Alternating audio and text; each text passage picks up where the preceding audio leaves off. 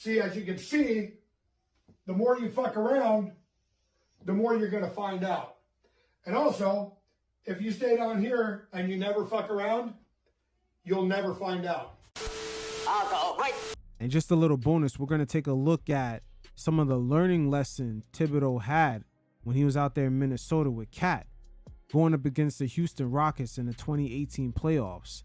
And the reason why this is real important here is because the Rockets in a way were kind of, I don't want to say ahead of their time, but the way their team was constructed, being a three-point shooting team with a good backcourt of CP3 and James Harden under the Mike D'Antoni system, they played a style of basketball that a lot of teams play today, which is that 5-out offense, a lot of three-point shooting.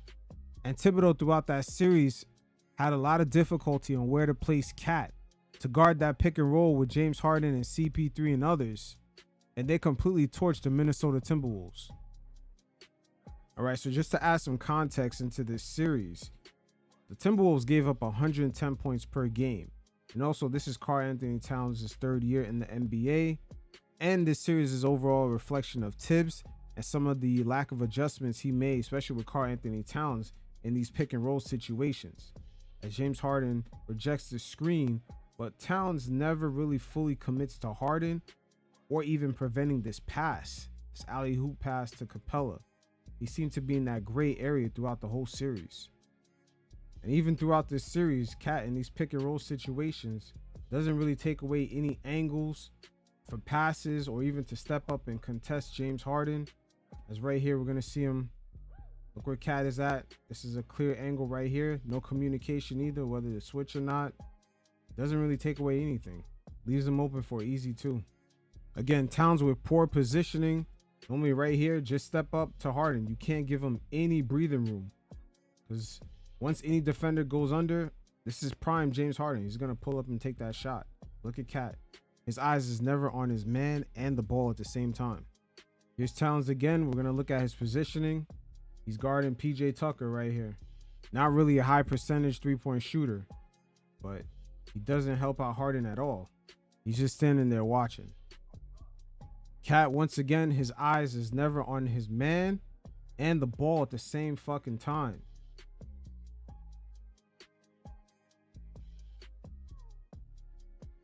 And right here, the Rockets running multiple actions. Harden pops out. Paul eventually becomes the screener. And at the same time, Capella is going to do a dribble handoff. Look at CP3. He screens for Harden. Multiple actions running at the same time. Capella is rolling really wide. But once again, Towns, he's never in a position to either step up and deflect this pass. Use his wingspan to make it tough for James Harden to get this alley pass off.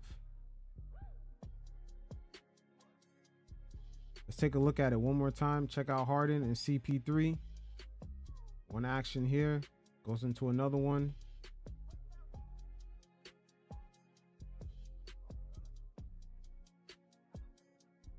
Towns even contests that. Now right here, check out Towns' positioning. He's right next to Capella. Capella is not a jump shooter. But James Harden with the blow by. Look at Cat. Slow to react. Where's the effort, Cat? And look at Taj Gibson. He's very frustrated. Should have got some help. So now that we've seen Cat's organic positioning in previous plays, now we're going to take a look at the real way Tibbs had him defend on the floor with this drop back coverage. And with the Houston Rockets just having dynamic guards in James Harden and CP3.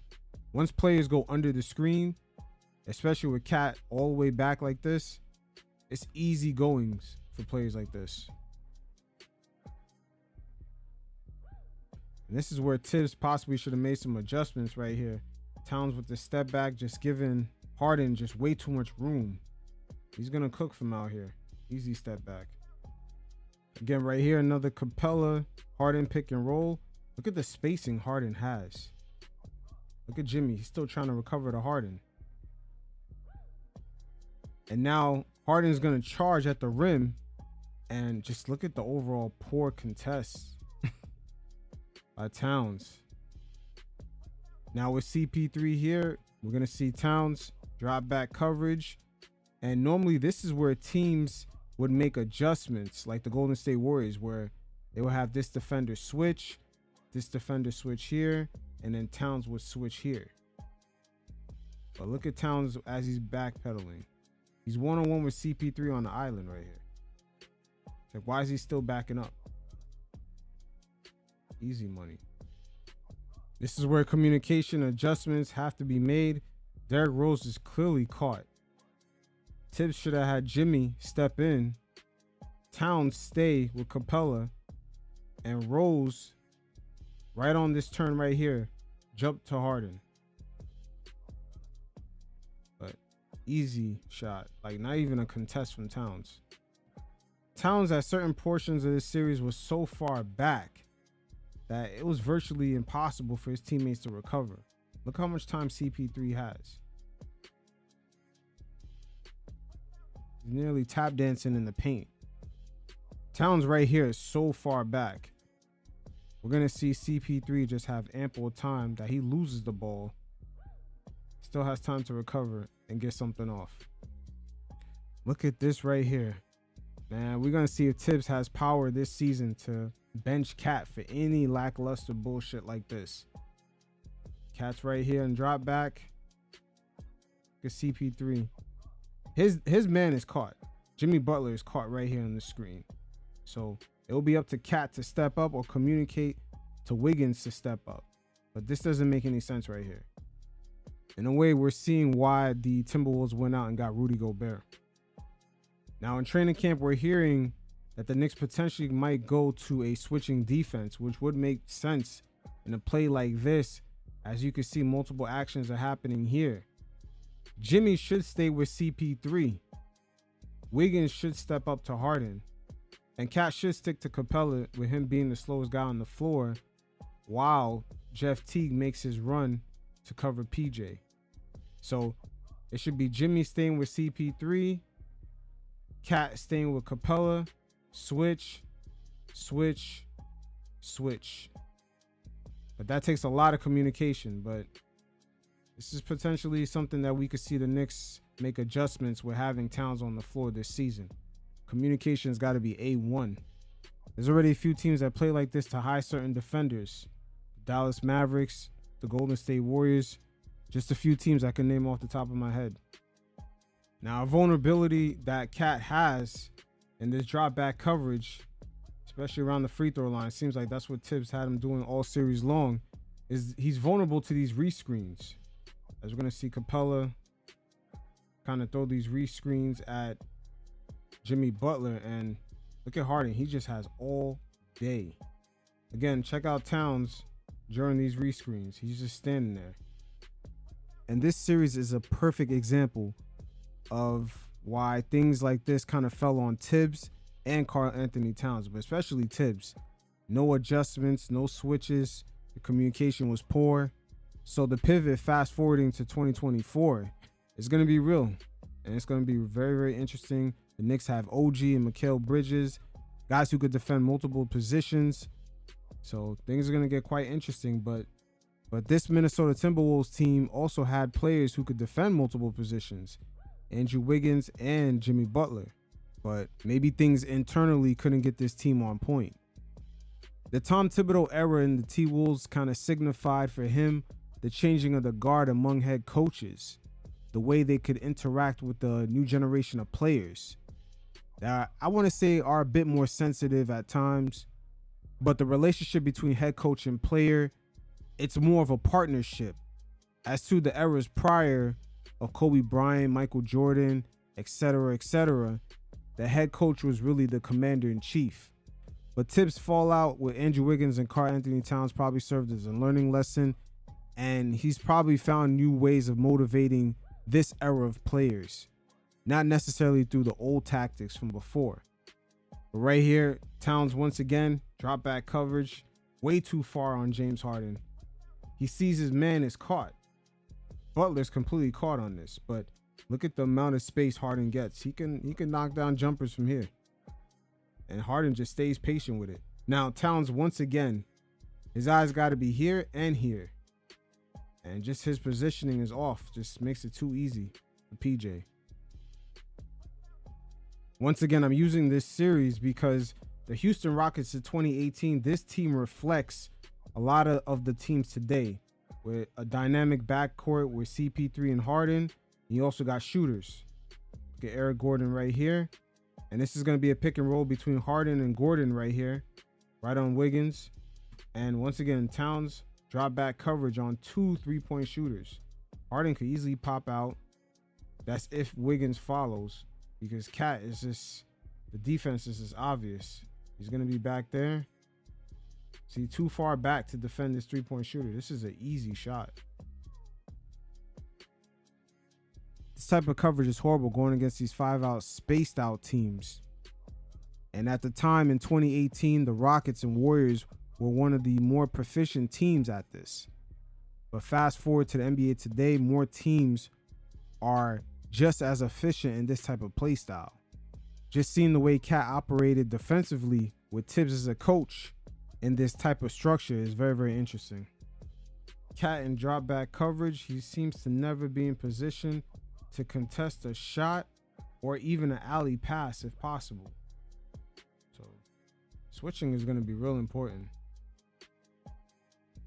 The coverage right here, you could tell for Towns is natural.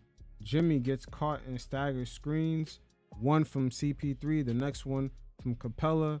Meanwhile, Cat just organically backs up. See, Jimmy gets caught in that second screen. Look at Cat still backing up. Harden just having all day. It just gets nastier from here. Wow, look at Towns, man. I can't believe this is fucking defense. And you look at the league now, it's like hierarchy conundrums. What is Tibbs supposed to say to the franchise star at this very moment? This is before Anthony Edwards came to the team. But when you look at Towns, look at right here. It doesn't even contest CP3. And it's things like this that hurt Carmelo's career. Him being allowed in Denver to kind of get away with certain things, even though he had his 2 first head coaches both call him out on it. It was definitely around the time where the league was transitioning, giving the younger players a lot of power within the franchises, and the coaches were kind of dialed back a little bit. In the later part of his career, we've seen his lack of defensive awareness. It came back to haunt him. But Karl-Anthony Towns, almost a decade in, this is going to be very interesting to see how Tibbs gets him to buy in to what the Knicks are doing. You know, it's a good thing in a way that Karl-Anthony Towns has entered into the Knicks ecosystem, not having the same star power leverage that Melo had on the Knicks when he first came in. So Towns' bad habits could be called out. That's really the only difference I could see between him and Melo's situations on the Knicks. But right here, as you see, Towns in drop back coverage, Capella's just going to rescreen. And it's easy money. Look at that. How many times is going to rescreen? Here's a few more examples of CP3 just having all day. No contest from Towns. This right here is a T-Wolves facing elimination. Pick on T. Look at the coverage, the drop back coverage. Look at Towns right here. What is that? Elimination game. Playing like that in an elimination game is wild. Jamal Crawford completely gets caught right here. Look at Towns. He just stays back by the free throw line. Yeah, a lot of this is really inexcusable. Right here, pick and roll. Look where Cat is at. Sheesh. There's no excuse for this. At this point, you got to ask yourself, is Cat pretending to play defense? Look at him. Look at him. Is he pretending? But it is what it is. For a lot of the offensive versatility Cat brings, defensively, the Knicks, they kind of do have enough to hide him with Mikal Bridges and OG Anunoby, but a lot of the cultural habits he picked up in the last, I would say, 9 years in Minnesota, and the fact that they brought in Rudy Gobert to have him avoid playing the center position, there's definitely going to be major retooling from Tom Thibodeau.